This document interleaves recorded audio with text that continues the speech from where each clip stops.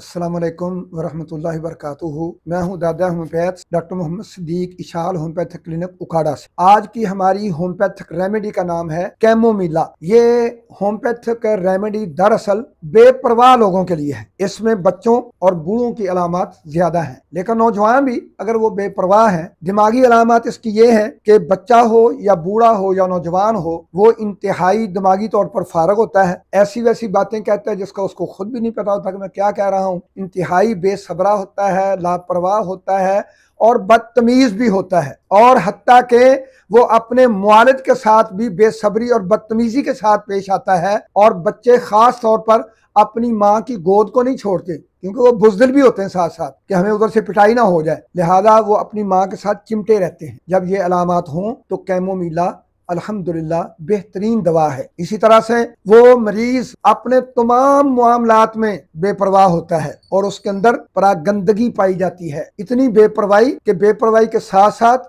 इंतहाई बदतमीजी भी पाई जाती है। खा वो दिमागी अलामत का मरीज हो, खा वो मैदे की अलामत उसके अंदर हो, अंतड़ियों की, शिकम की, जिगर की, जोड़ों की, हड्डियों की, पट्ठों की, कोई भी अलामत उसके अंदर हो, वो बीमारी को तो टेंशन लेता ही नहीं ना, सीरियस समझता ही नहीं है, और इसी तरह से उसकी बीमारी और ज्यादा बढ़ जाती है। वो फिर दिमाग तक अप्रोच करती है। तो जब दिमाग भी बीमारी में इन्वॉल्व हो जाए और उसकी अलामत बदतमीजी, बेपरवाही, लापरवाही और बेसब्री तक पहुंच जाए, तो कैमोमिला अल्हम्दुलिल्लाह अक्सीर का हुक्म रखती है। तो इसको हम 30 में इस्तेमाल करवाएंगे, 200 में बच्चों के लिए इस्तेमाल करवाएंगे, और बच्चे भी अगर ख़ानदानी ऐसे हैं तो उनको ज़रूर 1 mcm भी इस्तेमाल करवाएं, ताकि उनके ख़ानदान में ये अलामत ख़त्म हो जाएं। और बूढ़ों को ख़ास तौर पर, क्योंकि वो पुराने मरीज़ हैं, उनको 1 mcm ही इस्तेमाल करवाएंगे।